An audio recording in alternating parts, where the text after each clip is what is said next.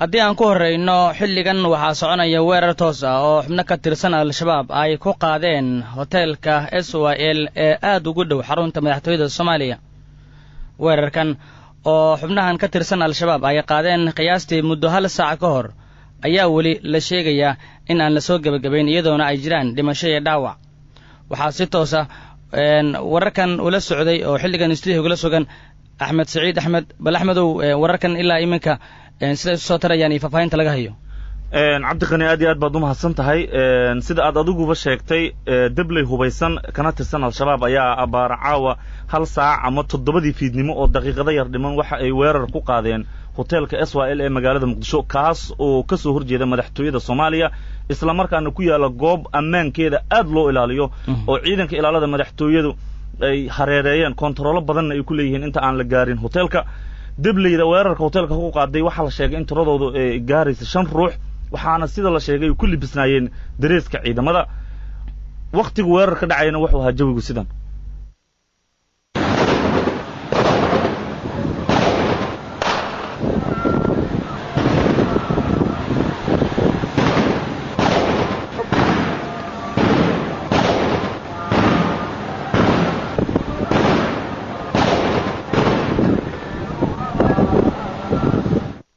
cabdiqani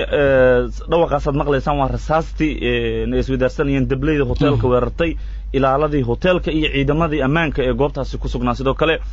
waqtiga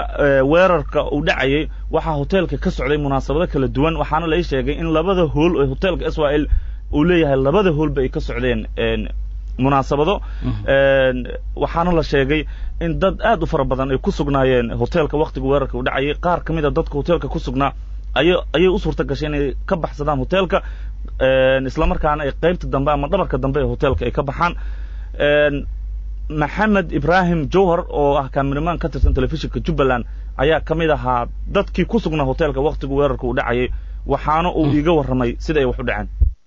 Axmed Saciid waa maasantahay waxaan ku sugnaa hoteelka SYL ku sugnaa jug weyn baa naga soo gaartay dhinaca madaxtooyada kadib ayaa bilaabatay oo labada dhinac la dhaafsanayo waxaan u soo baxnay waxaan isku daynay inaan u soo baxno dhinaca dambe ee beerta nabadda kadibna waxaan uga hor imaaday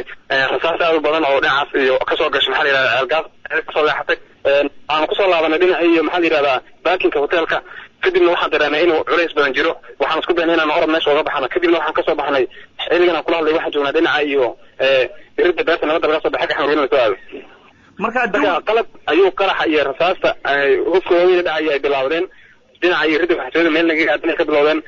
kadibna bombooyin iyo hubkii culusaay la tuuray ayaa bilowday. marka jawigu hoteelku sidee buu ahaa waqtigaasi? jawigu hoteelku caadi buu ahaa markaasi dhinaca caadi la geliyay xafladaha ka socdeen xafladaha la soo diyaarinayay caadi buu ahaa kadib markii bilaabatay dadkii xafladaha u socdeenaya markaas galayeen hadda meesha ku xayran waa dadka xaflada u socdeenaya barnaamijka meesha qayb uga noqon lahaa. marka ilaa hadda waqtiga hoteelka adigu ka soo baxaysay dableyda ma u suurta gashay inay gudaha hoteelka galaan? dad aniga markaan ka soo baxay dad baa galayeen meesha oo iga horreeyeen oo galeen waxa oo xabadda ku bilaabatay dad meesha ku jiraan hadda la xirayna waxay leeyihiin nimanku meesha way nagula jiraan bombooyin bay soo tuurayaan sidoo kale qofka dhaqaaqi kara hoolka weyn ee shararka lagu qabta ma jiro hoteelka dhan ay ku jiraan bay nimanku leeyihiin annaga waxaan ka joognaa iridda oo waa Maxamed Ibrahim Jowhar oo kaamiramaan telefishinka Jubbaland ka shaqeeya kamid ah kana mid ah dadka weerarkaasi ka badbaaday oo hoteelka ka baxay. waxa xusid mudan cabdiqani in al-shabaab looga bartay weerarada noocan oo kala ah marka ay bilaabayaan inay adeegsadaan baabuur qaraxyada laga soo bixiyo laakiin waxa xusid mudan in weerarkan aan loo adeegsanin gaadiid qaraxyo ay ku xiran yihiin laakiin uu ahaa weerar ku bilowday rasaas toos ah oo hoteelka lagu qaaday. waxa xusid mudan dadka hoteelka ku sugnaa waqtiga weerarka dhacaya waxaa kamid ah wariye Maxamed Cali Axmed Rooraayo oo warbaahinta qaranka ka shaqeeya haddana qadka toos ugu jira. Rooraayo waxaad nooga warantaa waxaad kamid ah dadka hoteelka ku sugnaa waqtiga weerarku dhacayay maxaad intaan sheegnay oo dhageystayaasha aad ku kordhin kartaa? waa maasanta Axmed Saciid runtii aniga hoteelka ayaan ku leexday daqiiqado ka hor inta uusan weerarka dhicin rag asxaabteyda ah oo markaas halo Maxamed mii maqashaa? codkaada yara nagu go'ayo. Axmed Saciid waxaan ku yidhi hoteelka ayaan ku leexday muddo ka hor intuusan weerar ka dhicin haddaad maqasho dibna dhalinyaro ku caweynaysa hoteelka ayaan ku leexday muddo 10 daqiiqo anagoo sheekaysanayna oo halka dhina ayaa mar qura waxaan ka war helnay rasaas runtii dhowr jeer nooga timid gaar ahaan aan qiyaasayo inay nooga timid dhinaca laamiga hoteelka SYL ama afaafka hore ee madaxtooyada markiiba dadkii ku sugnaa hoteelka waa ay kala carareen oo qof kastaba waxa uu waqti geliyay sidii naftiisa uu badbaadin lahaa anigana dadkaasi nafta badbaadsanaya ayaan kamid ahaa waxaa ii suuro gashay marka dadaal badan iyo iyadoo ilaahay uu ku mahadsan yahay in aan hoteelka ka baxo marka laba qof oo kale oo waxaan u jeeday oo rasaas hoteelka kusoo dhacday ku dhaawacmay oo dhaawacoodu uu fududaa oo socday oo dadkii meesha igala soo baxay kamid ahaa runtiina waxaad moodaa